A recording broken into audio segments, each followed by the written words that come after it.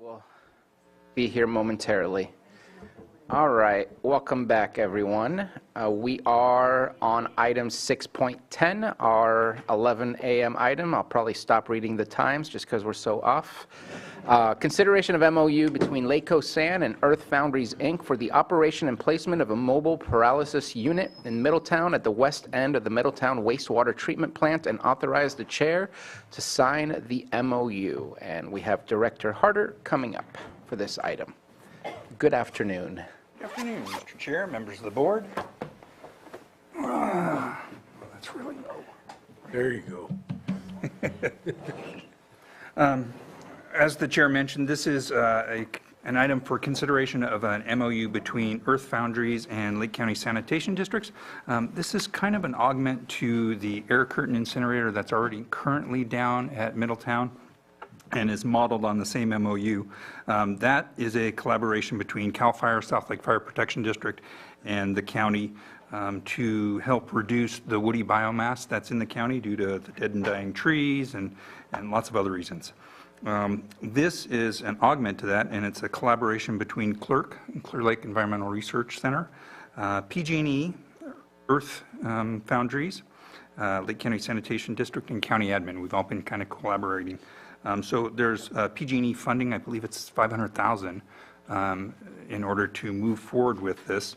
And the goal is to reduce or eliminate between 2,000 and 3,000 tons of woody biomass. So the stockpiling's already begun down there.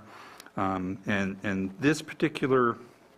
this unit doesn't just create ash. So the air curtain incinerator just creates ash. This unit actually creates a usable byproduct. This will create biochar, and it's about a 10-to-1 reduction. So if we put in 3,000 tons of woody biomass, we'll get about 300 tons of biochar out of it. And then that biochar can be used in agriculture with further refinement into activated carbon. It could be used at water treatment plants for filtration devices, wastewater treatment plants. So there's a lot of potential here to take what is, a nuisance with all the woody biomass and use it as a resource within the county. The representatives from Earth Foundries are here if you've got any questions specifically about the process. They do have other units going in the Bay Area, so this isn't a pilot program. It's pilot up in Lake County, but it is proven technology. So I'll leave it at that. Thank you very much. Any questions or comments on this item? Supervisor Simon? Go ahead, Jessica. Go ahead. Well, obviously, it's in my district as far as the conversation goes, but all the heavy lifting has been done by Jessica and Terry and everybody else on the conversation, and also Scott moving it forward. I know that the initial conversation was, do we think this would work in Lake County? I think it brings a great opportunity for us here as we continue to grow. The area that we're talking about, too, as you said, already has a project on there, but it's also been multiple cleanup areas. The 175 project, we stacked a lot of trees that need to be removed there and other things. So it's been an area that the district is used to seeing, and I think all the conversations are happening with the right folks. Obviously, air quality being a big part of that as we move forward and get things finalized, but we've been talking about it for years. So I'm hoping today we get support from the board to move forward with this project and continue moving in that direction of biomass, tree removal, and everything else that needs to happen here. So thank you. Air quality and CDD are both in the picture as well. So. Right, and so that's what I was going to mention. In the MOU, it talks about Earth Foundries being responsible for the permitting, but there are a lot of things that have already been happening with county departments to make sure that that everything is compliant. Correct. And then yesterday at the Risk Reduction Authority, we had a presentation from Water Resources about an experiment using biochar locally in a couple of the creeks to monitor how it works as possible filtration for water runoff. And that's a really exciting project for us. And if it is successful, then they're going to want a local source of biochar to continue. So that is one of the opportunities for this byproduct to keep everything within the region. So it's pretty exciting. Yes, it is. And Roger was just telling me that Terry has put him in contact with Angela DePalmadow at Water Resources. So, yeah. And I also want to point out that this is funded by PG&E. Correct. Yeah. Thank you very much. Supervisor Green. Thank you. Glad to hear about the involvement of CDD, but in the MOU itself, I don't see a peep of CEQA in there. And I'm also not aware of what the overlay permitting is for the Lake Lasan property. So I want to be supportive, and obviously this is envisioned as something temporary, but pilot program could morph into something more permanent. So where are we at in the realm between an emergency activity, a temporary activity, and a pilot program for what's going to be a permanent facility, and what level of secret review is going to be done? I defer to Roger on that. I know they've been dealing with CDD.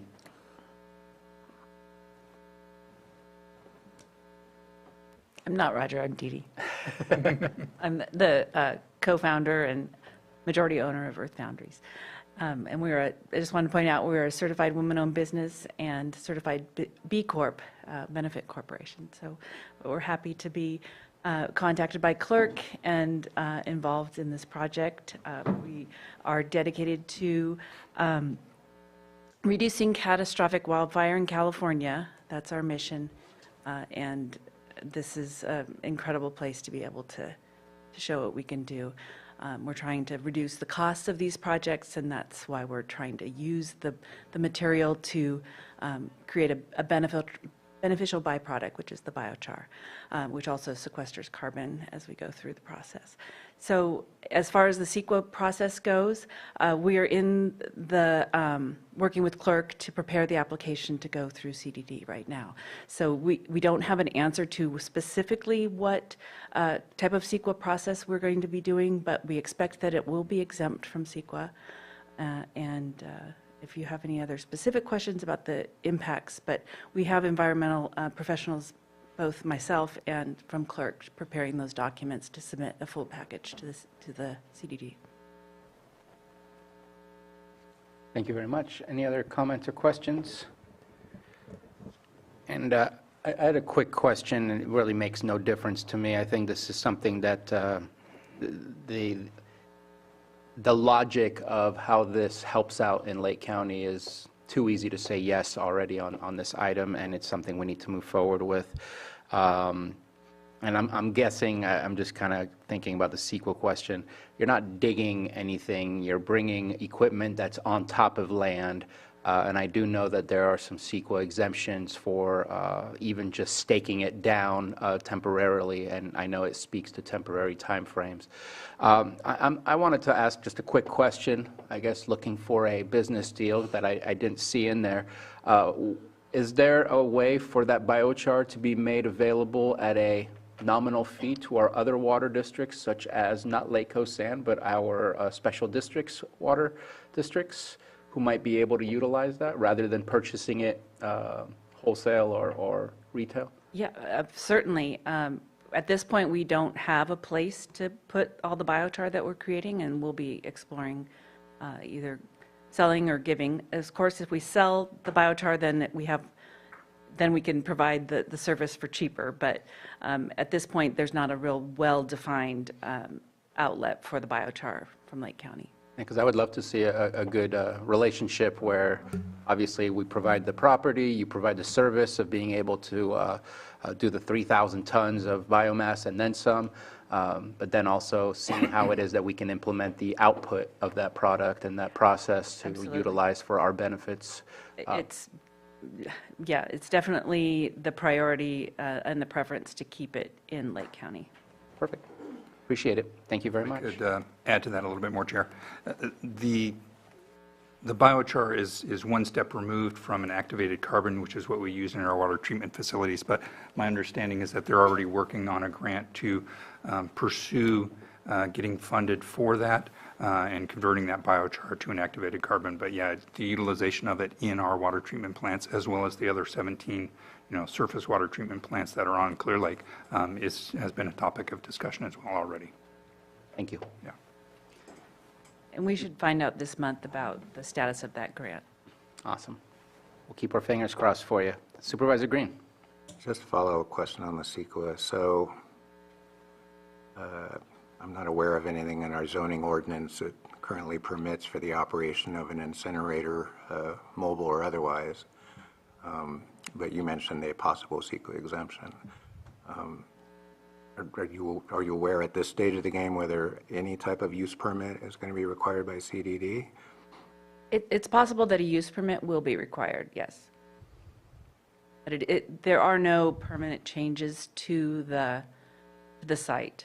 So we come in for a couple of months and then we move along, and then we can come back and do it again next winter. Thank you. If there's no further questions, open it up to the public. And Roger, I don't know if you wanted to say anything since your name has been brought up. All right. I see no hands up in the Zoom room and no one getting up in the chamber. And I'll bring it back to the board for action. Was that a click? CAO Parker. I would just like to remind the board that they're sitting as the Lake Osan Board of Directors, which should be included in your motion. Thank you for that reminder. There's no more comments, Mr. Chair. I move, sitting as the Locasan Board of Directors, I move to approve the MOU between Locasan and Earth Foundries, Inc. for the operation and placement of a mobile pyrolysis unit in Middletown at the west end of the Middletown Wastewater Treatment Plant, commencing July 1st, 2024, for a period of 18 months through December 31st, 2025, and authorize the chair to sign the MOU. Second. We have a motion and a second. All in favor? Aye. Aye. Any opposed? Motion carries. Thank you. Okay. We're going to move on to our 611 item, presentation of rate study for the following districts: Kelseyville Waterworks District Number 3, Northwest Regional Wastewater Collection System, and CSA 2 Spring Valley. Director Harder. Yes, thank you, Mr. Chair. What you have before you today is consideration or receipt of the presentation, more appropriately, of water rate studies for the four mentioned districts. We've been working with a consultant for about 6 months now. Yeah. Yeah, on rate analysis for all the four districts. Kelseyville has water and sewer, so it's essentially two districts. It's one district, but it's got two components to it, Spring Valley and then Northwest Sewer District. So we've been working on those rate analysis process. We've been working very closely with the Spring Valley Advisory Committee. We've gone through multiple revisions. We think we have something that they are happy with finally, after about 4 or 5 revisions. We recently presented down at the Big Valley Advisory Committee meeting, and we're here today to give you a presentation of what this rate structure looks like. So this is going to be the kickoff of the 218 process.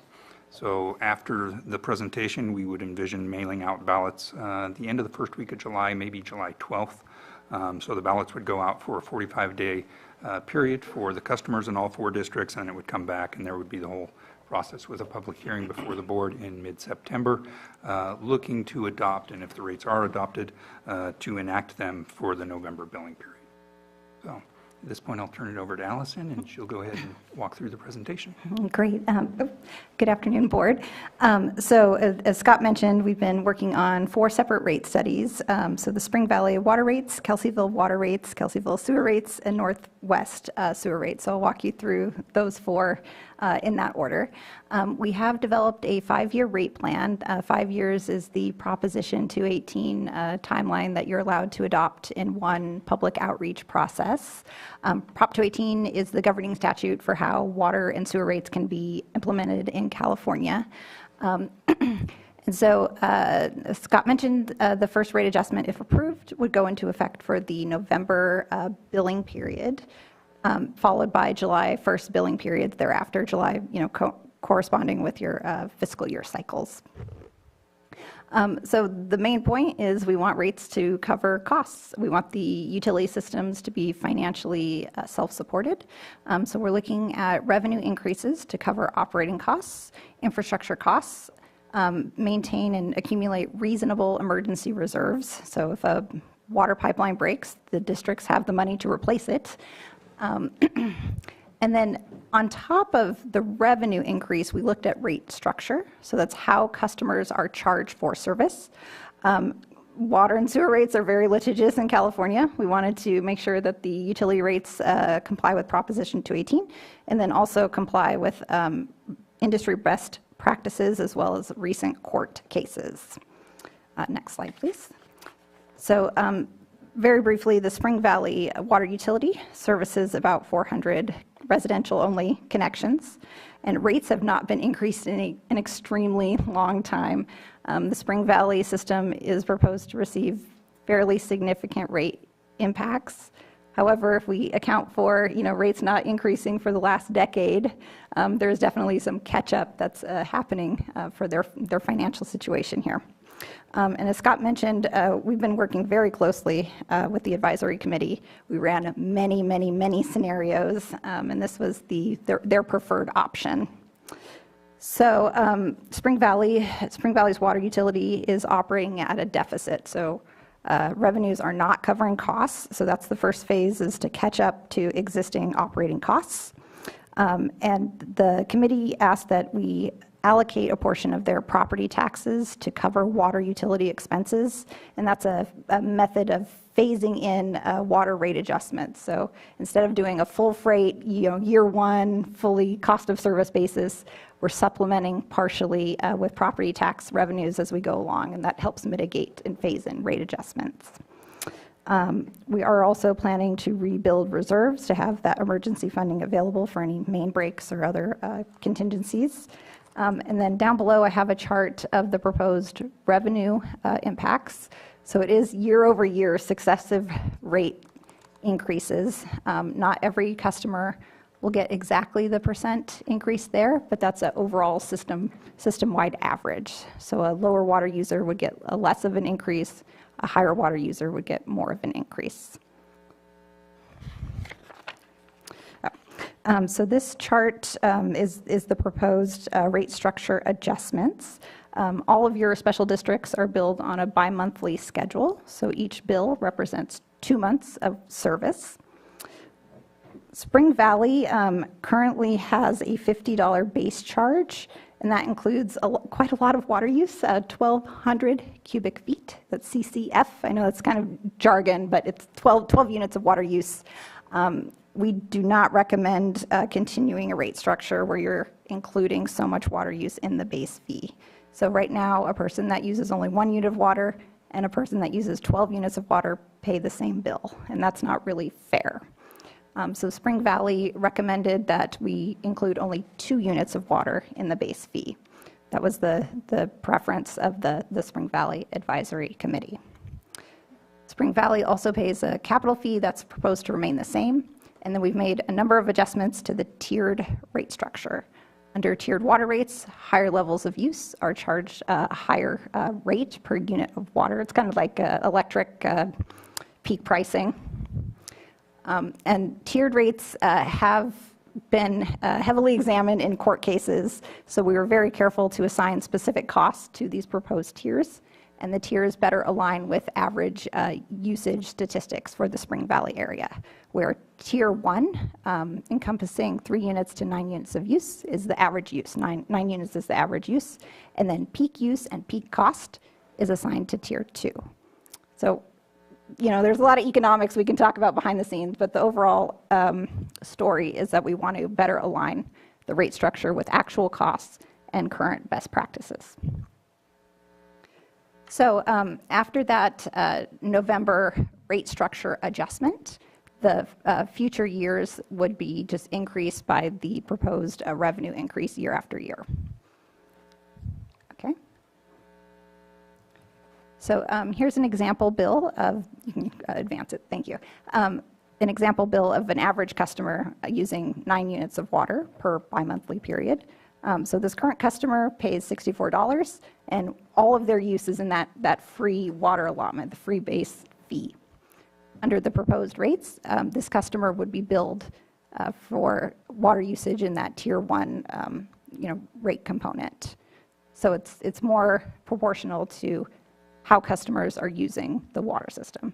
So this customer would have a pretty significant bill increase from $64 to over $100. But that is needed to meet costs and ensure the financial stability of the utility. So moving on to Kelseyville. Kelseyville has about 1,100 connections. Kelseyville has had inflationary rate increases each year, but it's not enough, unfortunately. Kelseyville is covering its costs, but just by a slim margin, and Kelseyville has run down its emergency reserves and fund balances. So to keep up with cost increases over the next 5 years and to fund some capital improvements, there is a need to increase rates at the percentages shown here.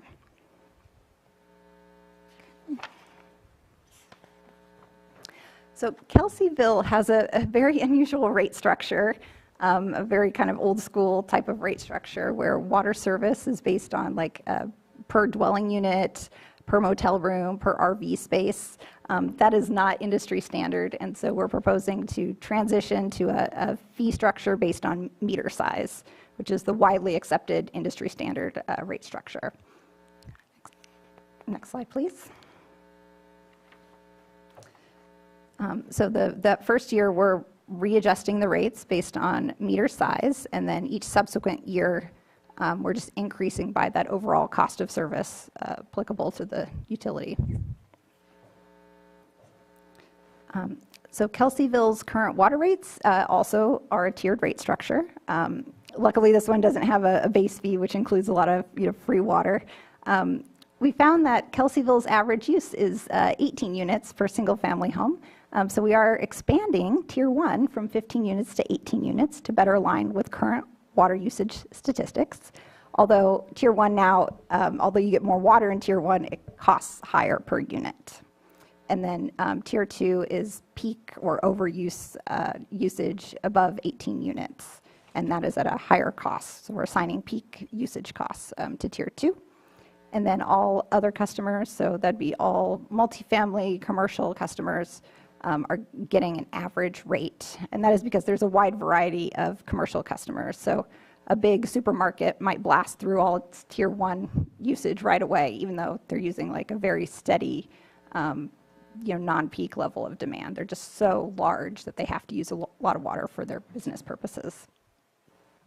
And then you can see here the 5-year rate proposal for the volume rates. So I'll give you the overview of Kelseyville Sewer, and then I'll show you a quick bill impacts analysis. Kelseyville Sewer is in really bad shape. It's operating at a deficit. It's spent down its fund reserves. So there's a big jump in the overall rate revenue proposal. And we did do outreach to the Kelseyville service area. We had a pretty well-attended meeting. We had about 30 people there or so. Explain the rate adjustments. There was some shock at first.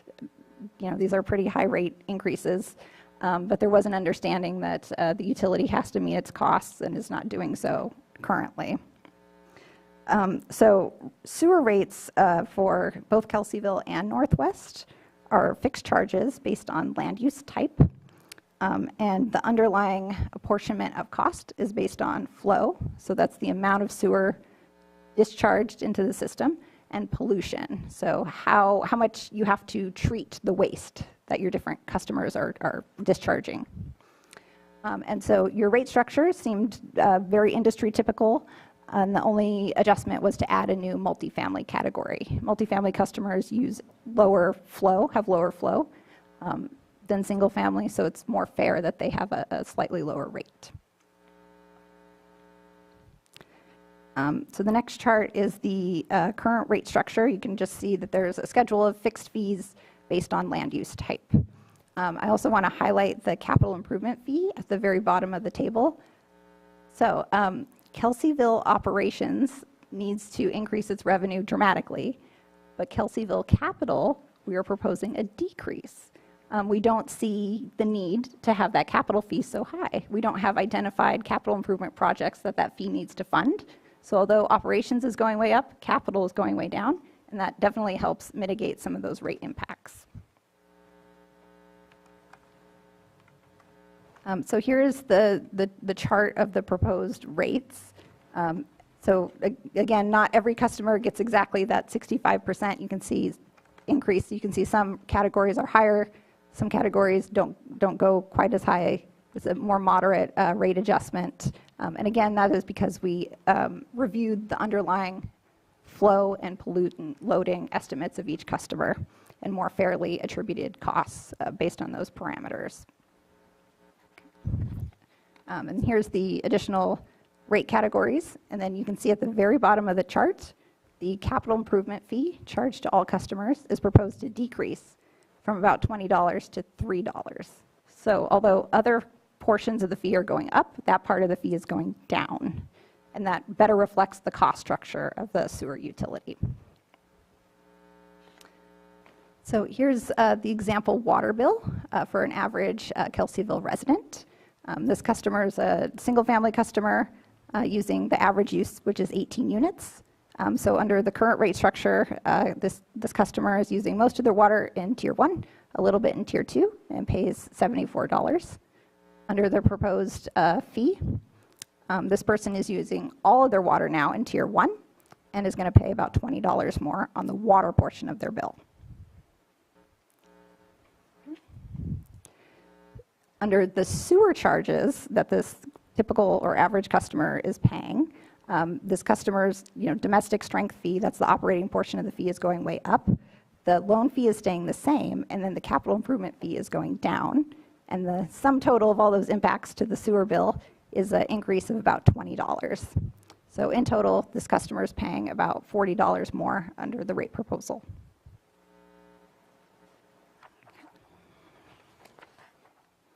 So to wrap up with the Northwest utility, Northwest has about 4,000 customers. Northwest has also had inflationary increases each year.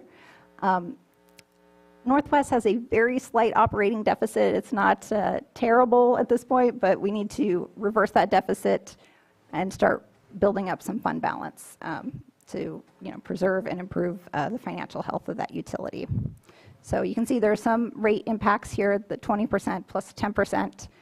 So not as extreme as the other utilities, but there is a need to increase rates.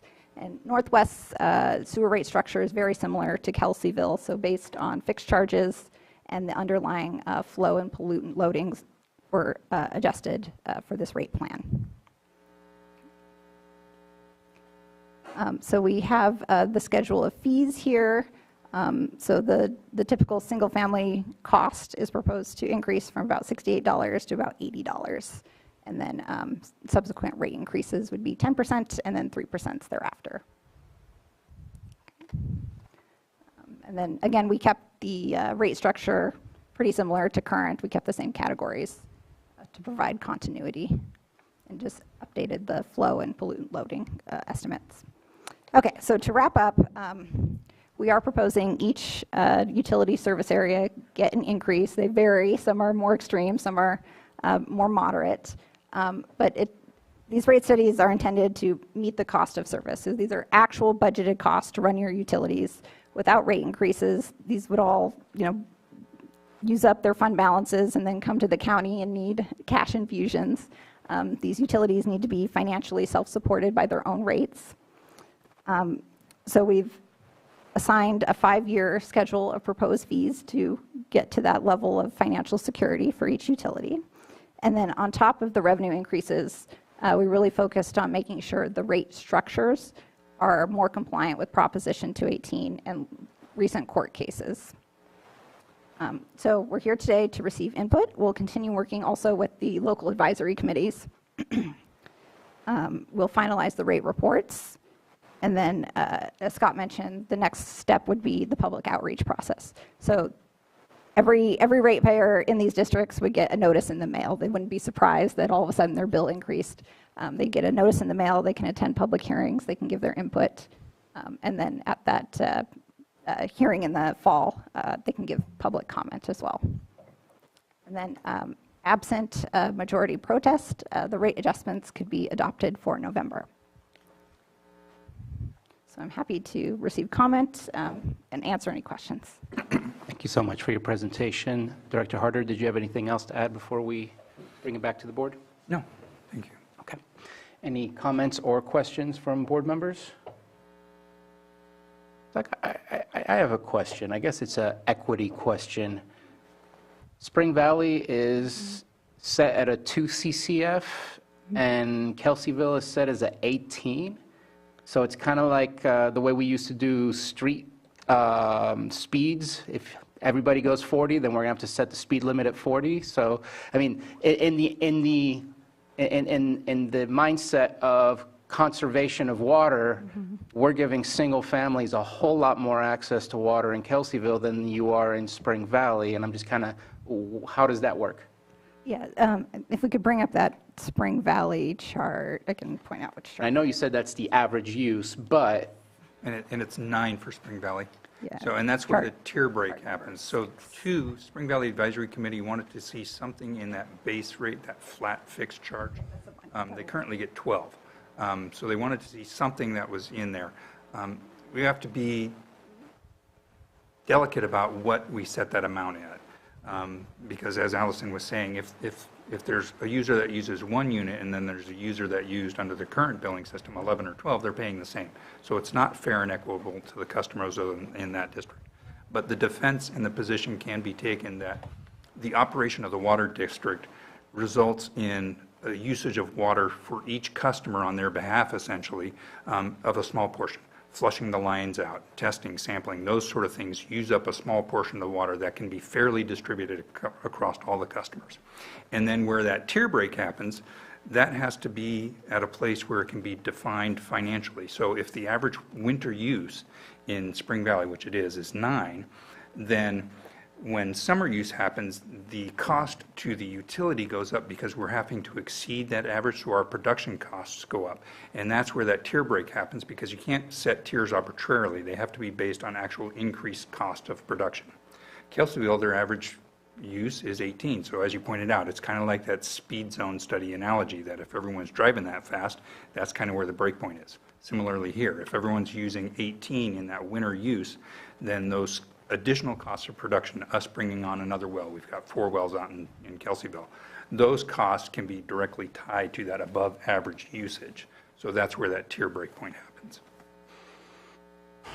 And each district is independent. So. I get it, but that's still awkward in the sense of, again, water conservation is water conservation. It shouldn't be based on, have you been using a whole lot of water lately? And if so, we're going to allow you to keep using a whole lot of water, versus if you haven't, we're going to set it up so that it continues to kind of push you in the direction. That's just me. My mind's not logically able to catch on to that. I feel like there's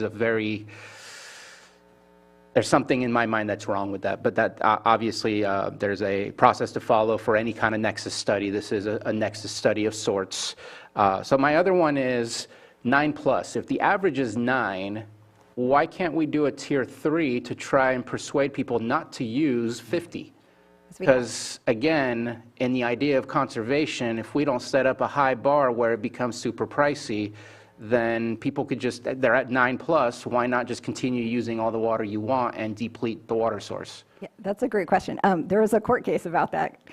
So the San Juan Capistrano court case, it was about tiered water rates, and it was an agency that had a higher tier purely for conservation, purely as a penalty for high water users, and that was struck down. It was determined that there has to be an underlying cost basis for why that is priced the way it is, that high penalty tier. Is it based on acquiring another water source? Is it based on, hey, we have these conservation programs that we're going to put that cost into that higher penalty tier? Is it peak pumping? Is it what other costs can you define for a super peak or penalty tier? And we look through the budgets and operational data of all the utilities and couldn't specifically identify a cost to go in another or super peak type of tier. So we didn't feel it was, substantiated and would comply with these court cases in Proposition 218. Yeah, it's got to be defensible. Unfortunately, that was a tool that was, utilized out in Spring Valley, but it's now becomes more of a code enforcement issue if there's illicit or illegal water usage. We fall back on our rules and regulations for the water department and for the water district, and if they're outside of that. But if they're just using a lot of water, and the plant production runs 30%, even during peak summer times, we're maybe 40, 45%. So we're not at plant capacity, we're not having to bring in additional raw water sources, and we're not spinning up and seeing additional excessive costs. That same 1 unit of water costs the same amount to produce, whether they're using 18 or if they're using 50 of them. There's no additional cost to us. We can't penalize them with a conservation tier. And during a declared drought emergency like we just experienced, at that point, you can set At that point, things specific change. criteria of Exactly. what the conservation strategy is. Okay. Yeah, at that point, we step into our drought conservation plan, and we can ratchet stuff down. It's an ordinance adopted by the board. So yeah, we have those additional tools in those circumstances. Okay. And those are all the questions I have. I'll just say I'm uncomfortable, but also stuck between a rock and a hard place. Because where do we get you the funding to be able to continue that? I do have a question, I guess. It's not a question to you. It's more I question the decrease in the capital improvements, because eventually you're going to need those costs covered. So I appreciate that you've lowered it, but at the same time, it gives me pause and concern that the future of that infrastructure is going to need some capital funds to be able to do that. And obviously, the cost of the increase of the rates is for more of the day-to-day than the overall capital improvements that you'll be doing to that. So lots of concern, but also I don't have a better idea of how it is that I can keep you whole and keep providing the service, because it's absolutely necessary. If I can speak too to the capital reserves, we have healthy capital reserves in Kelseyville. That's why we can reduce the amount. We're not eliminating them, and we're not without capital reserves. So we have capital reserves there to do projects.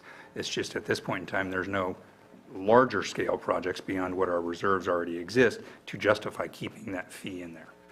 And the way rates are structured currently, it's a 5-year plan. So, you know, the hope of the department is to get through all of our rate structures, modernize them, bring them compliant with current Proposition 218 requirements from current legislation, current rate structures and billing types, and then we'll be revisiting that on a regular cycle. So we shouldn't end up in a spot where we're, again, behind the 8 ball and we're looking at 20 or 30% increases in that first year.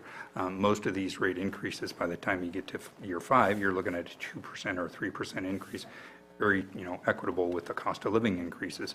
And so the next cycle, we hope, will be there as well. And if at that point in time, we have capital plans in place that say, okay, we need additional capital funding, that can be a component that can be revisited. Is there a plan for capacity studies? Yes. The plan was to cycle through all the rate structures because the rates are pretty outdated, and then go back and cycle through capacity. Okay. Thank you. Just had a question on the loan. What's the loan amount that's owed at Kelseyville? Because in here, there's a loan fee. You I guys know think that that? was paid off, but Just had a curious question because it was in there at $14. I don't know if I have a lot of info about that. No, just wondering how far it goes oh, back. yeah, and that's the one. What's left on the payoff. Yeah, I don't have a lot of additional information, because we understand that that revenue is then put in a debt service payment fund and is separate Yeah. from the rest of the rate revenue. And I'm not sure off the You top of you my could head. just send me but I an can email, get just you an info curiosity about on it. that, you know, looking what it goes back to when it would be paid off, because whatever improvements you make, you know, if there's an opportunity somewhere down the road to get that Yeah, loan cleared out, that and paid there's out, yep. $14 savings for everybody, you know? and Yeah. So anyway, just curious if you could send that to me, I greatly appreciate it. Supervisor Green? Yeah, appreciate the presentation. Prop 218 stuff is hard. My challenge is mapping, so forgive my ignorance of these CSA areas, but I couldn't find maps on our GIS, and there's no maps presented here. So on Northwest, sewer connections, any of those within the Scotts Valley area, or is it all North Lakeport? North Lakeport and then around the North Shore. So it goes North Lakeport, Upper Lake, East Lucerne, Conote, and Paradise Valley. All right. And then Kelseyville apparently extends as far west as Corinthian Bay and Finley. Corinthian Bay is a separate assessment district, but it does discharge into the Kelseyville system. So they've got their own billing structure, but they discharge into Kelseyville.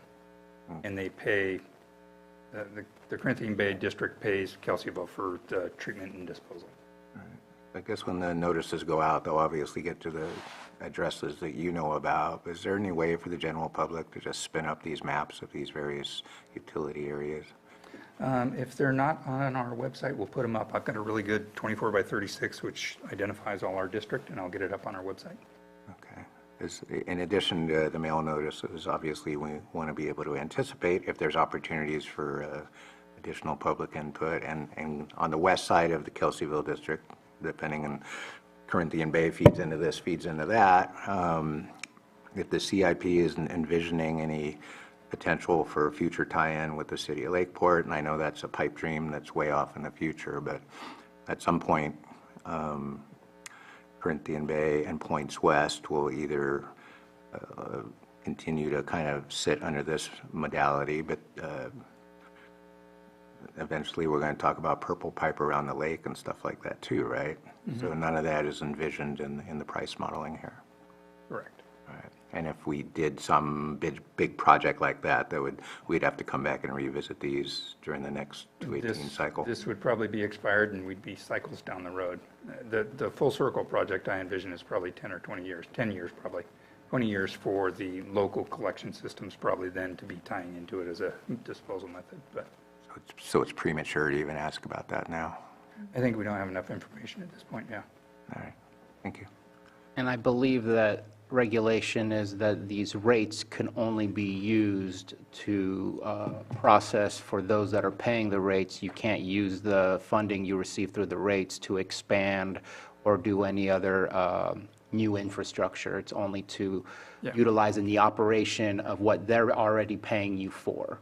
You'd have to get new money in order to do any kind of expansion to whether it's connected to the full circle or connected to anything else. I don't pay rates for my thing, so you can expand it to someone else's property. Yeah. So it's very enterprise funding specific to what it needs to be used for. I see no further pens up. Let's open it up for public comment. And no hands in Zoom, and no one getting up in the chamber.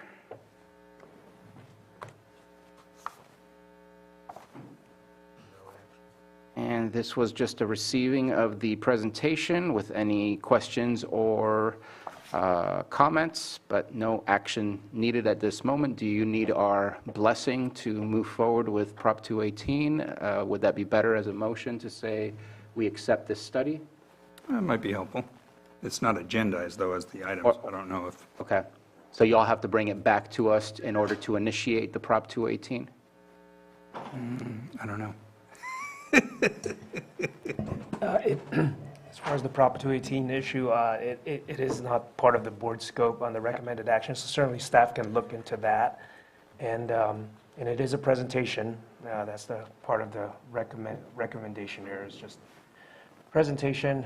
If your board does wish to move to receive the presentation, just for clarification, it would be doing so as the Board of Directors for Lake Osan. I believe that's the case. Is that right, Director Harder? Yes. Or Well, no, I Administrator think Harder? this one is actually for, they're sitting as Board of Supervisors or Board of Directors, Okay. because we have CSA2 in here as well. Anybody want to entertain a motion to accept? So do we go as sitting as Locasan or just as the Board of Supervisors? Because it's a mixture. Should we do two motions? Can one you for do all each? three? Just a Because question. Kelseyville County Water Works District is separate from Lake Osan as well, so we have all three districts represented here in this presentation. Or if it's unnecessary to make a motion and just say thank you for the presentation? Yes. Correct. Then maybe we'll just leave it at that. As long as you have what you need to go forward. Thank you for the presentation, and thank you for entertaining the questions. Okay, next, you got a laundry list of things. Our 612 item, consideration approval of occupancy agreement for the Canocti Gardens LLC development in Clear Lake. Director Harder. Thank you, Chair. So this item before you is regarding the Canocti Gardens Development Project, which is a 102-unit low-income project in the city of Clear Lake. Construction is finalized, and the project is seeking, wow, that seems really hot, echoey. They're seeking connection to the public sewer system. They've paid their capacity fees. We've done the inspection of their on-site stuff. It's passed that satisfactorily. But the hydraulic capacity analysis identified mitigation improvements that needed to be done. So those are currently under design. The design is not anticipated to be completed until October, I believe. But we want to work with the developer and get them in. They've got some funding requirements. They got some IRS requirements. We want to get them in and using the project sooner. So it was determined that we could probably set up a bypass that would bypass their flows to a spot in the collection system downstream of where the impact would happen, so that there would be no negative impact on the sewer collection system. So the agreement before you today has gone through iterations back and forth with the development and is structured such to allow occupancy to account for their prorated share of the cost of those mitigation improvements, their prorated share of the cost of the bypass pumping system, and the cost of the hydraulic capacity analysis that they were required to complete. That's essentially what it is. That's where we're at. Thank you very much. I know that this was an item that we had discussed when it came to us, where there was a belief of a potential impasse and to postpone the opening of the apartment complex. Appreciate the conversations that continued from there, and a workaround of sorts to try to make this work, and I appreciate your flexibility and the conversations that we had with the developer as well as the City of Clear Lake. I know there's one thing here. Obviously, the big issue was the capacity, especially with the I&I during rain and infiltration into the system. And so this is slated for the project to begin sometime in October. It's possible that the weather might change before then. I didn't see a specific date, and I don't think there needs to be, but is there a plan of maybe August or September to look at installing the bypass, or are you waiting to see the weather changing and then installing the bypass? I believe it's specified in here by October 1st is when we would expect to see the bypass installed. If we see weather before then, I don't anticipate we're going to see heightened flows. The analysis showed that during the summertime, the project flows did not exceed and would not cause issues. It was only once we got into that wet season that they would cause issues. So from our perspective, we would envision the bypass going into effect, that first couple of weeks of October, probably kick it off October 1, have it in place before the wet season officially begins October 15th. And then the development project is without worry. But once this agreement is signed, they're free to occupy. Yeah, that's awesome. Thank you very much. Any further comments, questions? Supervisor Green. Just a question on the bypass. How do you arrive at what a proportionate share is? So the engineer that was putting it together looked at all the flows in the area, and they looked at the project development flows based on their number of units and their fixture counts, et cetera. And it was about 10.6% is what they estimated. So the anticipated cost of the bypass is $285,000 plus 20% minus 15%, so in that range. So we've set their proportionate cost at about $25,000, so about 10% of that from the low end. We wouldn't be building the bypass were it not for the desire to hook up this new apartment complex, right? So are there any other flows going into the bypass? Yes, there are flows upstream, but those flows upstream would need to be bypassed for the improvement project regardless. So because you have to take that particular section of sewer main out of service in order to upsize it, you have to bypass anyways. So we would have a bypass, but our bypass wouldn't account for the additional flows. So their proportionate share covers their additional flows out of the total flows that are being bypassed. All right, thank you.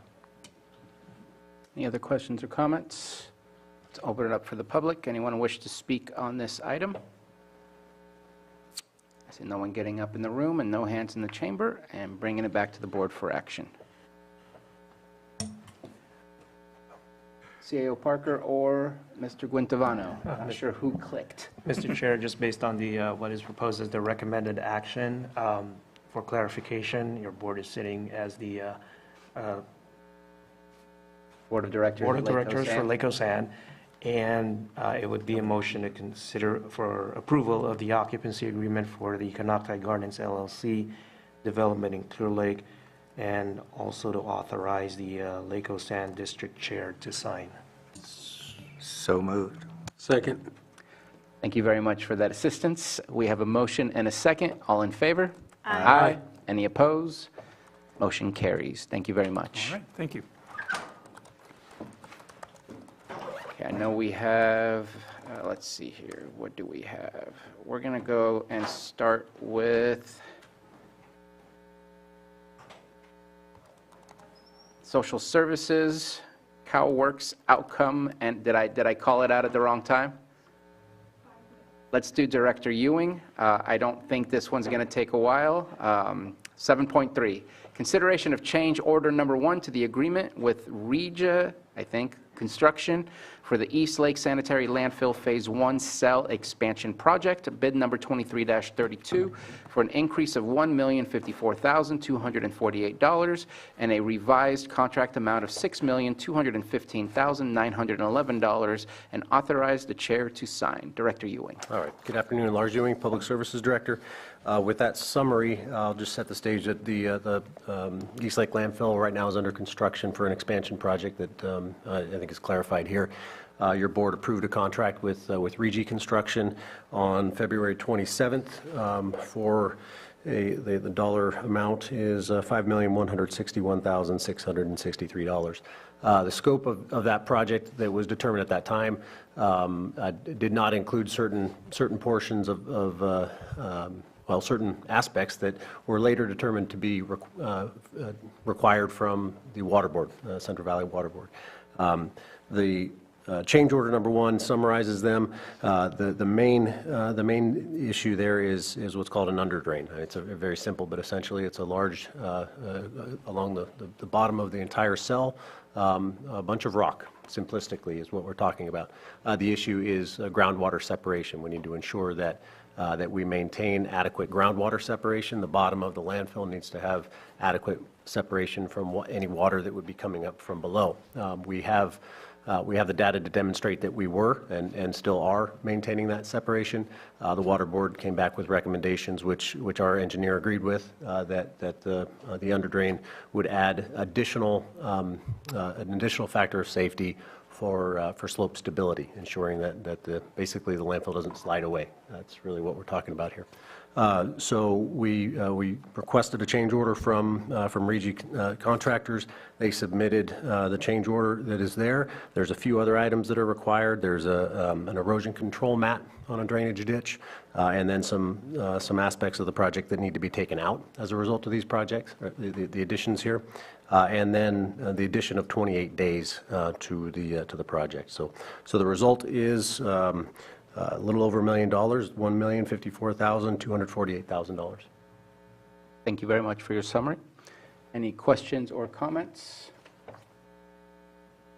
And while I know the answer to this, the funding for the increase will be coming from?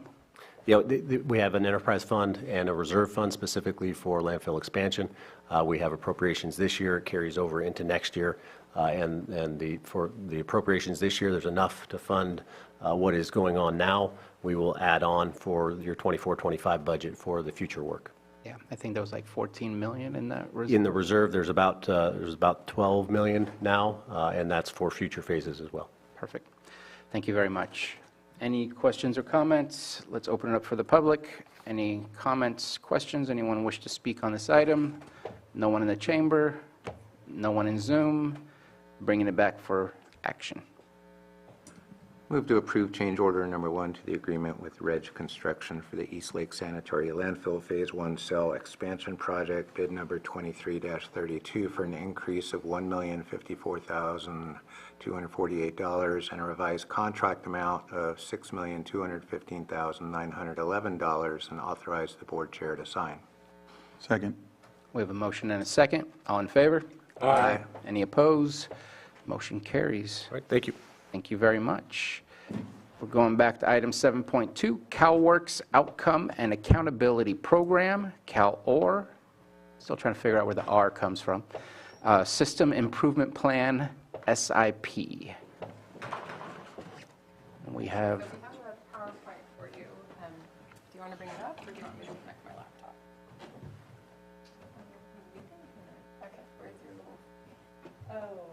via Zoom?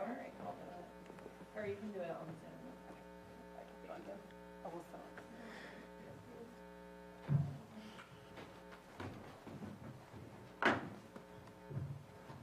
Good afternoon. Hello. Working out the technical difficulties here and getting this PowerPoint up so we can share with the public as we're talking. Okay. Sure, sorry. Yeah, we're just working out the technical difficulties here, getting the Zoom up, or getting into the Zoom so I can share our PowerPoint presentation. I don't think I'm still in the Zoom.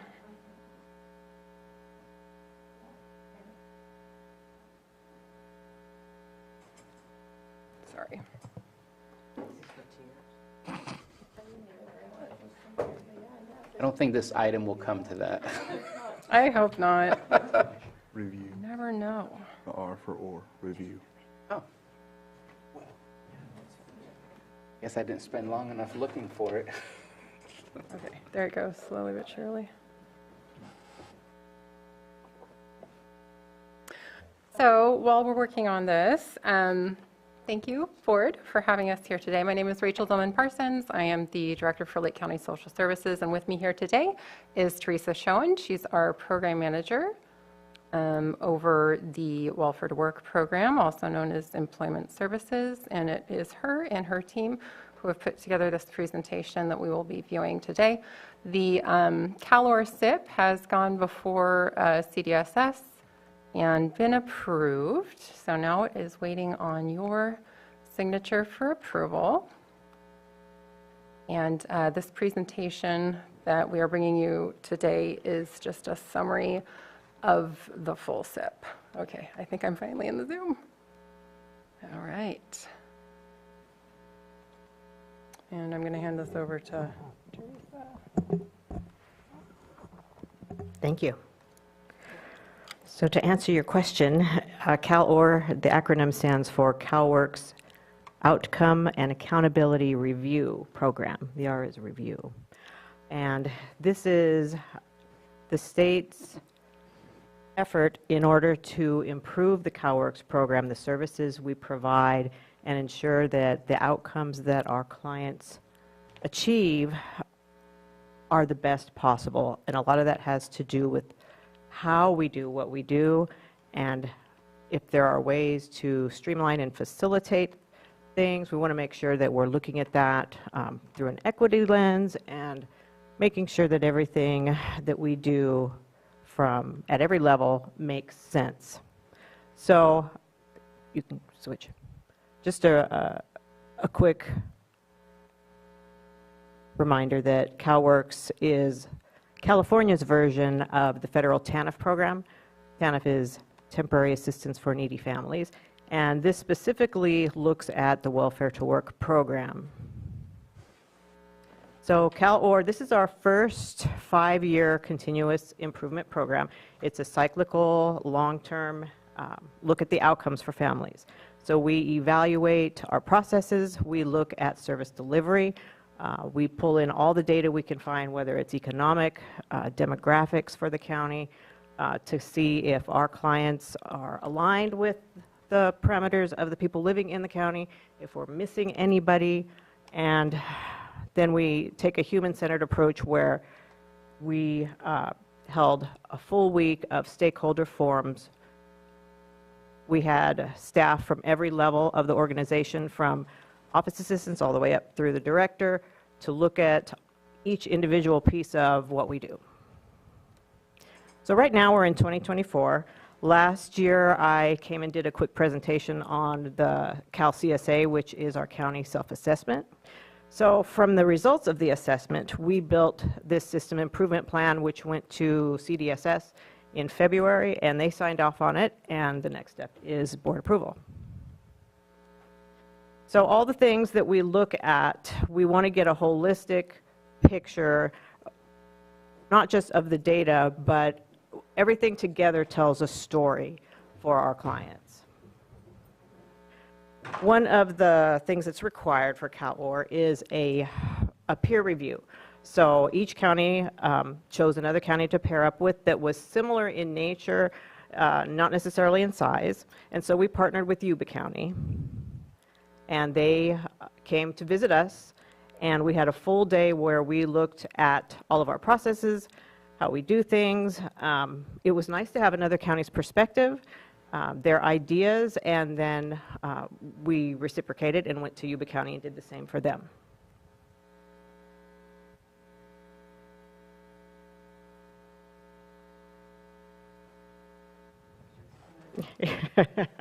She's skipping the picture with her in it. So when we looked at the performance measures, of which there are many that the state has picked, we could pick 1, 2, or 3 that we want to focus on in this first 5-year cycle that we want to improve on. So the things we looked at were, what performance measures can we make a measurable difference? Which ones will improve other measures? And what benefits our participants the most?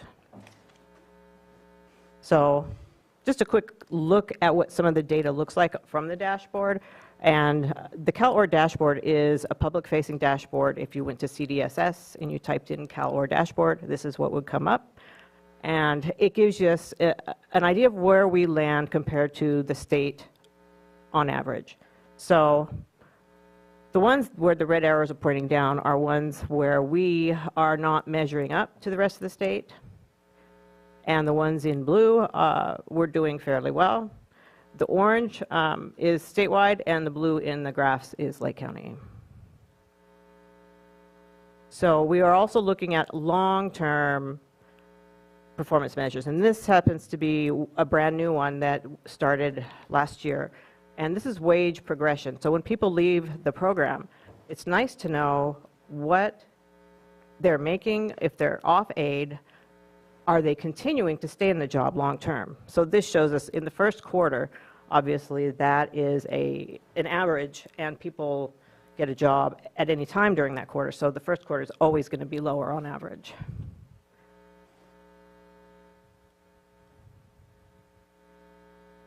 And rate of program reentries, we've noticed that we have quite a few participants who get a job, they leave, and then they're right back within months sometimes. And so what we want to do is really look at that, see what we could do to improve that and lower that rate of reentries.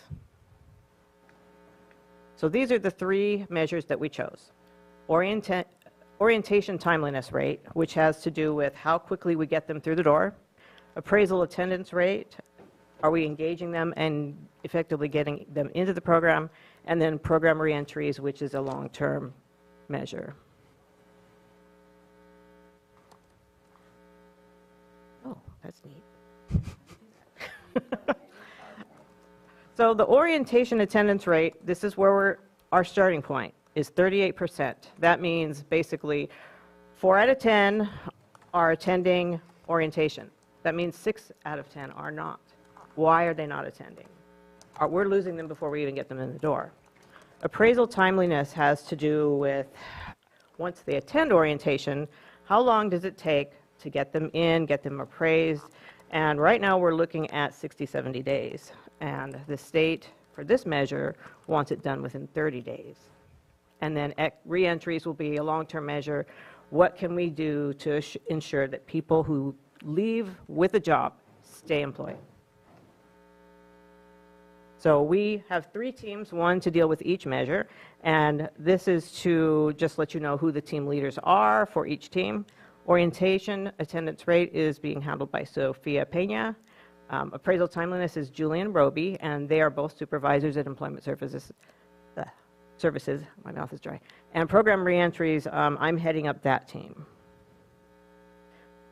So with orientation attendance rate, the first thing we want to do is look at what data can we gather. So we have already started reaching out to participants who do not attend, calling them, finding out why they're not attending. Did they forget? Did we not send an appointment letter? Were they not engaged in the program? Did they not understand after they left intake? So all those things will help guide us in finding strategies to get them in the door. So one of the first things we want to do is look at how welfare to work is presented ineligibility when somebody applies for CalWORKs. And a lot of our eligibility workers don't really know what we do in Welfare to Work, so it's hard for them to promote the program. So we're going to look at adding a phone script, teaching our staff in eligibility what the Welfare to Work program can do. For conducting orientation, we're also looking at the number of days between case approval and orientation and where we can tighten that up. We have a 10-day requirement where we send a letter to somebody or we contact them. We cannot schedule an appointment unless we give them 10 days.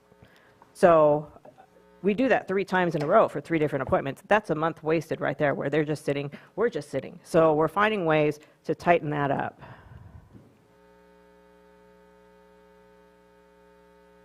And then a performance incentive program. We have performance incentive funding, which is not a ton of money, but it's enough to where we can incentivize certain achievements that our participants make. So if we can bring that and make it visible from the time that they apply, ooh, you can get an extra bump of money for attending orientation, for doing your appraisal.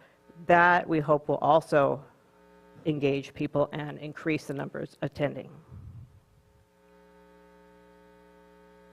So expanding the options for attending orientation. During the pandemic, we put in place virtual orientation. And while that's good, if people are still not attending, we're finding ways to do it where we can have an online video. They can watch it at their leisure. They don't have to wait for an appointment and come into the office or do it over the phone. So we're going to be looking at multiple ways that they can attend. With OCAT and appraisal, this is where our biggest gap is right now. And a lot of it has to do with childcare in the county. We cannot bring somebody and require them to come in to do their appraisal until childcare is in place. And that can take weeks sometimes to find a placement for them.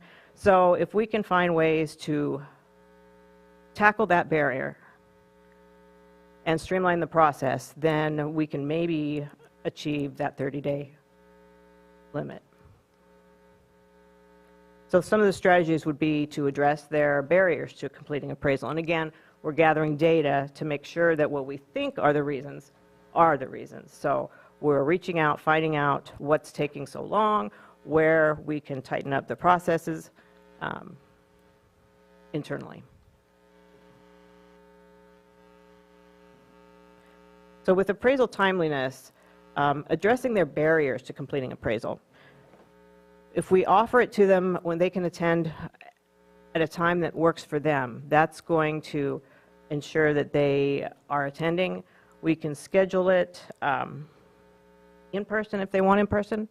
We can do it virtually, or we could even go to their home and do it there if we needed to. Fully staffing positions is key to all of these measures. Without the staff, I don't think that we will meet our goals, but we're still going to move forward and do the best that we can to meet the goals.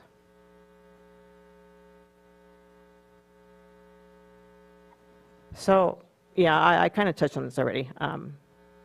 This is how we schedule appraisal, and we found quite a few ways we can tighten that up. So that should be a quick and easy fix.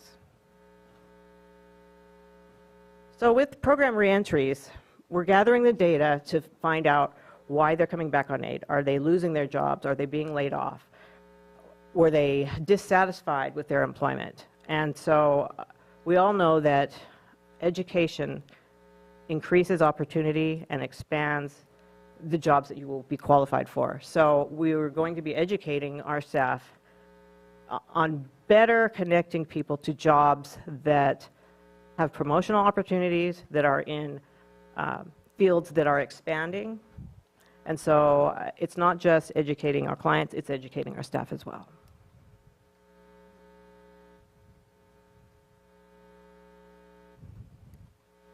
So on the dashboard, wherever you see an asterisk for Lake County. That means that we had fewer than 11 participants. It's de-identified data, so we can pull it from our system to find out what the actual numbers are. But on the dashboard, it's just unavailable. Smaller counties run up with this issue all the time. So with recidivism and people coming back onto the program, what we found out so far is that we have a lack of industries that pay a living wage. When you have little education, there's not a lot of choices. And so that has an impact on people coming back on the program.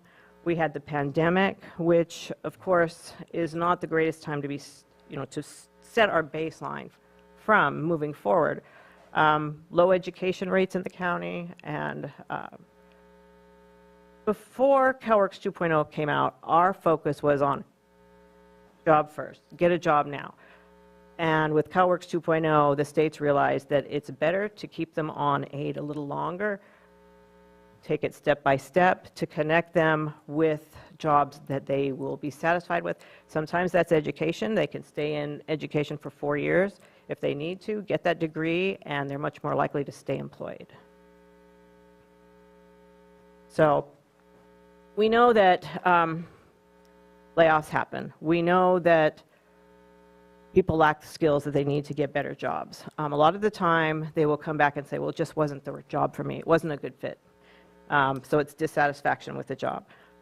Or they're in a position where there's no promotional opportunities, or it's just low pay, and that's not going to support a family.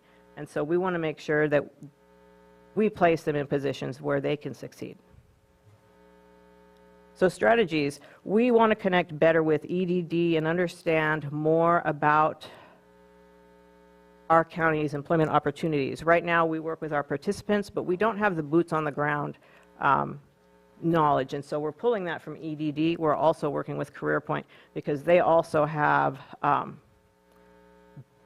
better data than we have available, and once we know where the jobs are, what the industries are, we can guide people into positions where there's better opportunities.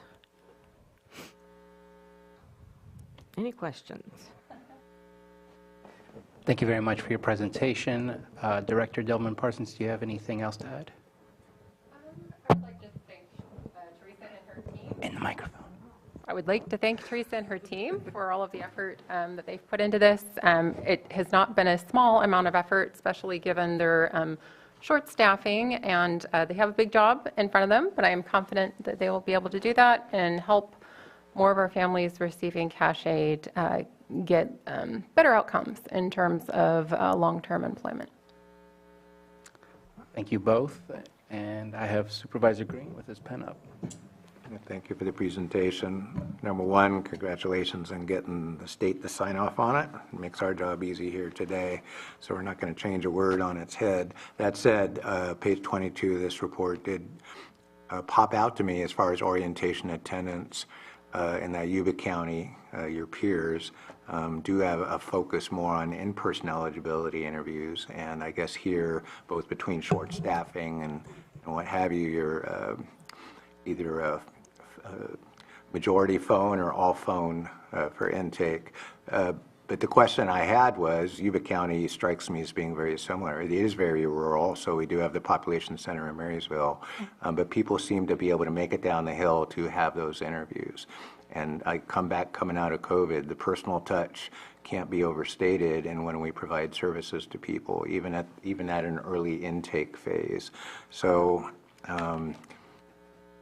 I'm not going to second guess if you have to do all phone all the time at this point for staffing, that's the way it is. But have you found any variables between when you provide in-person services and lower recidivism rate? That's not right, but better outcomes when you're having more consistent, more in-person contacts versus all phone all the time. Because if it's all phone all the time and it's a Zoom, it's just a checkbox. They're not going to be invested in this process. Sure. So we leave it, I think, to customers to decide how they want to receive service right now. We offer both. Teresa may have some data on who is more successful in participating, but we do offer in-person interviews. We do have in-person services for employment services. With employment services especially, that is key, having that in-person one-on-one relationship. And it's so hard to develop that via Zoom or over the phone. It's just not as conducive to building trust. And if you're going to influence somebody and convince them that they can do this, that they have the wherewithal to go to school, to achieve a better life for their family, you need to develop that trust. Otherwise, you're not going to be successful. So for my staff, they come in at least a day a week to do in-person connections and have appointments with people across the desk instead of over the phone. With eligibility, I know that's much more difficult, and it's a script, it's a quick in and out for intake. It probably doesn't have the same needs to do in person, but from my perspective, it's vitally important. So while we are offering telework, and most counties do offer telework, very few are strictly telework. Thank you. Any other questions or comments? Thank you for doing this. So I appreciate the perspective on the outcomes. I think our goal is always to get people to utilize your services as a support system to get into the better place that we all want them to get to, higher levels of independence, higher quality of life. I know that you mentioned Career Point. We have a couple supervisors on the North Bay Workforce Alliance. Yep, Said it backwards. And I would definitely suggest, please let them know of any needs that maybe aren't part of the normal program that is available that could be helpful for us, so we can maybe advocate for those things. And I know that I just spoke to you earlier about the what I'm working with Woodland Community College to try to get them to implement classes. I think the hard part is, because I agree, the personal touch makes so much of a difference, but then if we send them to school, 75% of all the classes are also virtual, and so you lose that personal touch where you're motivating somebody to get into that better place. But I think we can get there. I think we need to get there. Two things on the random. You mentioned daycare. I know that Director Parsons is on the first 5, at least that you went to your first meeting last time. Definitely a hot topic when it comes to daycare and how is it that we can keep providing more. If there's room in the ranch, maybe it could be a drop-in that can be helpful. That would be amazing. Yes, I have kicked that around. It's not off the list, and in fact, we have thought about maybe using Welfare to Work participants to provide that service to others. So we're thinking about things. Might be helpful for employees, might be helpful for those that come to the ranch. I'm glad you're already kicking the idea around. And then the other one was, we just had a conversation, I think you both were here for that during our DEI conversation. It'd be interesting to know those who have the recidivism rate, those who fail to come to orientation. What does that demographic look like versus the general demographic that you're already dealing with and serving, just to kind of identify, is there a greater loss in specific groups versus others? That's a really good measure that wasn't in mind for this, but we do have the data, so I think we can pull it out. We have a good amount of data. What we don't have from the state are the tribal TANF numbers. They have an aligned program, but none of that is included in the data we receive from the state. So I think that's an important piece, and I want to reach out to the tribes and see if we can't gather that data to see what those outcomes are as well, because when we talk about the whole county, it needs to include everybody. Right, because there's not just one agency doing the same type of service. Yeah. So those were my comments. Thank you very much for your presentation. I'm glad the state's already signed off on it, and looking forward to your think, 2 next report cards that you have coming that was on the calendar. The progress report. Yes, the progress reports. Just had one comment, and I think I say it every year. The question would be, so we have the program, we want to get them into these programs, get them in better jobs and opportunities. Is there any way to do an intern program where they can move right into Department of Social Services and some of the, if you have the right applicants and stuff like that? Because it would be kind of training your own workforce type of thing. And I know I always bring that up, and I do sit on Workforce Alliance in North Bay, and it's that long-term success. I think we've got some reports that there were some challenges there, like 4 quarters later. Are they still working? What's going on? But if we're get them hired right onto the county, boy, we got some inside information on what's going on, how successful they are. So, absolutely. We did have an OJT program several years ago before the pandemic. That we had some issues with the way the funding was structured, and participants have to be able to test, pass the background check to be placed in a position. And the way the state restructured it, we can't have training positions for ESE. That's their new OJT program, is Expanded Subsidized Employment. It has to be placing somebody in an open position, just as if they are full-time. That idea being they transition into full-time at the end of the 6-month or 12-month training period. So we're working on bringing that back to social services in some aspect, because right now we don't have that.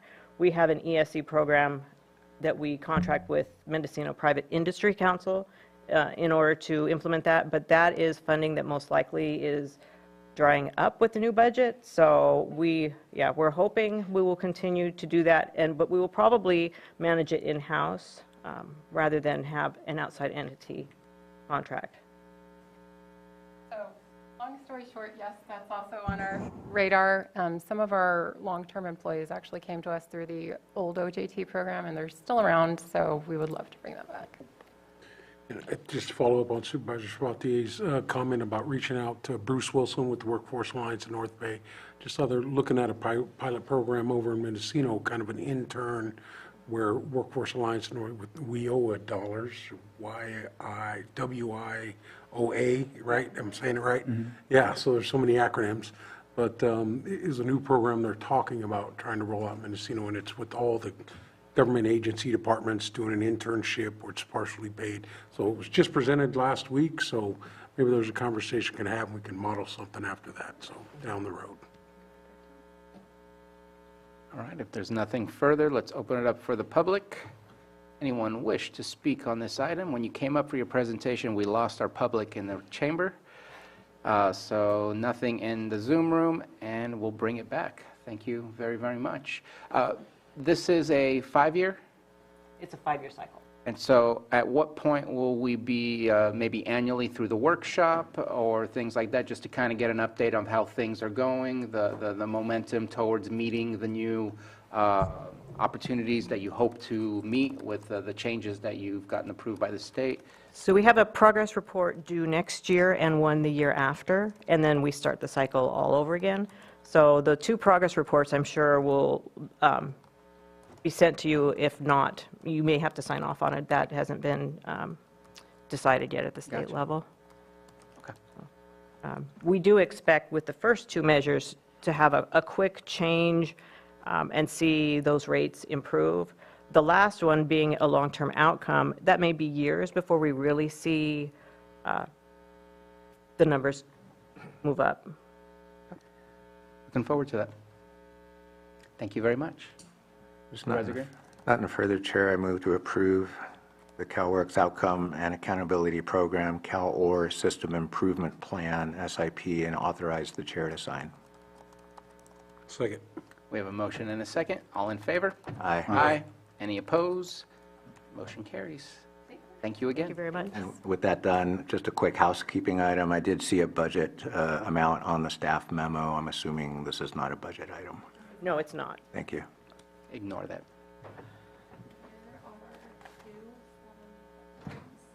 Yes, I was not going to mention that. It was too late at that point.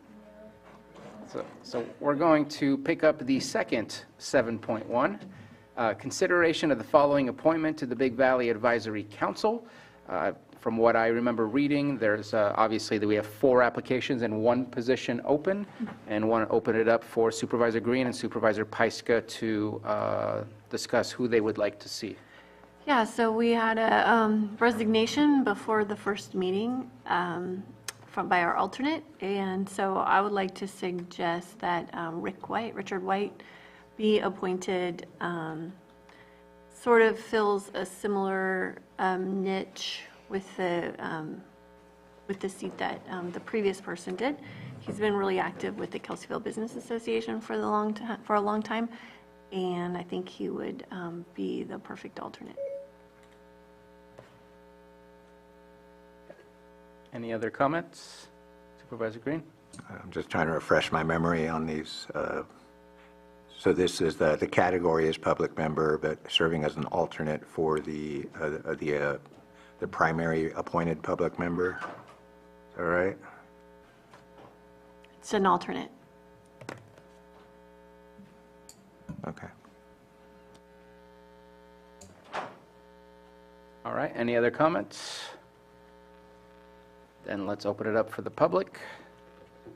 No one in the chamber. No hands in Zoom. Bringing it back to the board for action. I move that we appoint Richard White for the Big Valley Advisory Committee as the alternate. Second. We have a motion and a second. All in favor? Aye. Aye. Any opposed? Motion carries.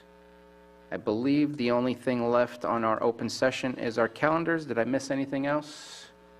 Everyone else is saying please no. So let's go ahead and start with our calendars. Supervisor Green? Well, I see a whole bunch of conflicts on Thursday. So I see COC and EMCC. We have budget hearings, so that's not going to work out real well. Looks like going to a Farm Bureau dinner on Saturday. I don't have an agenda yet, but Scotts Valley Community Advisory Council should be meeting Monday. Next Tuesday, I don't know how that time is going to work out depending on our, we won't be meeting the 25th. So just for those in the Lakeport area, Lakeport Fire Protection District is going to be having a workshop, not an action agenda meeting. But the main fire station in downtown Lakeport is definitely on its last legs, and I think the workshop is designed to gather community input on next steps for the fire district and where and how it should be headquartered. And that's about all I got. Thank you very much. Supervisor Simon? Yeah, obviously, budget meetings the rest of this week. That's the big lift. We're off tomorrow, obviously, celebrating Juneteenth. And as you know, there was an event, it was announced earlier, MAC, Middletown Arts Center, has something going on down in Middletown. So if you have time, please join that. And I want to thank the Art Center for putting that together. I don't have the time right now. I'll get it to you. I think it's in the evening. I think it's about 5 o'clock. And then kind of a clear calendar here for a while. I will be out of town for a few days next week, but back in town probably on the 26th. And don't really have anything on the calendar. CEO, we won't be meeting with you until we get back here, and then all the way through the holiday weekend. So obviously we'll most likely have some constituent meetings. I know there's one big project in South County that I just want to make sure stays on track. And other than that, that's it. Please do your part. Be prepared. Have a to-go bag. I just want to make that announcement. It is fire season. We are experiencing that. I know it brings back trauma as soon as that smoke comes up. Probably all got calls yesterday just on what it is. So please be ready to go. Pay attention to your surroundings and be safe if you're going to be out there in the wilderness. So that's it. Thank you very much. We have a redo. Can I backtrack real quick? I got contacted about APC LTA special meeting on Monday. I assume both of you are unavailable, correct? Unavailable. I'm unavailable too. I let Okay, them know. so I locked myself in, but I didn't want to step on your toes. No, please step. All right. Forgot about that. Thank you very much for being available. Okay. Supervisor Pyska? Yep, budget hearings Thursday. I've got Cabaret Council. Hope I can make it there by 6:30. we could maybe spread out to Friday a little bit more so I can get to that meeting. And then Friday, budget hearings, and then I will be back here after the 4th. We all hope we have higher hopes that we can be done by 6:30 on Thursday. Vice Chair Crandall. All right, real quick, I'll just go over last week. We had attended what was called the Shigum Days in Nice. It was on the shoreline. Robinson Rancheria held it. All of the departments were there, different agencies, U.S. Fish and Wildlife, California Fish and Wildlife, Water Resources, Department of Water Resources, Lake County, all of the different groups that deal with that were there. And I'd like to say that I caught my first fish ever. It wasn't through a fishing pole or anything. They actually had a boat where you shock fish and put it in the middle little cooler for them to study them, then throw them back in. So I was able to actually catch my first bass, pulled it out of the water, and I was like, it fell out of my hands when I tried to grab it, so it just shows you I'm a horrible fisherman. I wanted to say that in front of Scott, but I didn't want to extend that portion of it. But yeah, that was interesting, and it was really good to see kids involved to see that as well. But that was that day. It was pretty successful. People enjoyed it and shared some information. Clash Against Trash took place Saturday, and it had a lot of folks there. I seen what they do is they line up the garbage bins, and then they put them in the back of the garbage truck, smash them down, and they filled one truck and they switched out. So I'm waiting to hear the results of it. I know that I filled up 4 trailer loads to helping folks in the community, and just grabbing stuff you see on the side too as well. So just getting all that going. So it was pretty successful. I feel like a lot of other folks were happy about it too. So tomorrow I actually am going to the RCRC meeting. We have the executive committee meeting despite the fact that we have a holiday, so I'll be going to that. Of course, Thursday and Friday we have budgets. We'll be doing that. Let's see, the 24th, will we be having the meeting on Monday? Okay, only if we want. So the Pillsbury meeting, we have a meeting with Cal Wild, is it? I think I'll be the one attending that, because are you even in town Monday? I don't think I will be. I thought that was Tuesday or Wednesday. I may be wrong. I have it on my calendar. It may have changed. I know that on Wednesday there is the... the one up in Lake Pillsbury, I'm sorry. Oh, no. That's this weekend, the 22nd, I think. But the other one is Monday, the 24th. Cal Wild on a public visioning process. They're meeting with us. Apparently it says, I don't know if it's a placeholder or not. It might be a placeholder. That may be why I have it. Then we have on the 26th, PG&E and Potter Valley Project meeting with PG&E. I think it's still a placeholder as well. West Region Town Hall. Let's see. And then we have LCRA, which I will probably be the one attending that. Will you be here? No? I might have to do it Zoom, but they'll be okay, right? Yeah. Let's... Yeah, and then I'll just be doing, the week of the holiday and whatnot, of course. I'm sure there's more going on, but I might be taking some time because I never get to, so I never do it. So we'll see on that when it comes to the July 1st week. I know that we're talking about another initiative. We'll see if that falls through, but that would be on July 1st. We're looking at something in these chambers. But again, waiting for the congressman on that. Then back here on the 9th for our board meeting. I forgot to report out Please. that last Thursday, it feels like it was several weeks ago, but we had the big home hardening event, and it was really exciting. The California Wildfire Mitigation Program held their monthly board meeting at Riviera Heights, and we had all top brass from CAL FIRE, including our state fire marshal and OES. And then we did a really amazing media event at the first home in the state to be completed.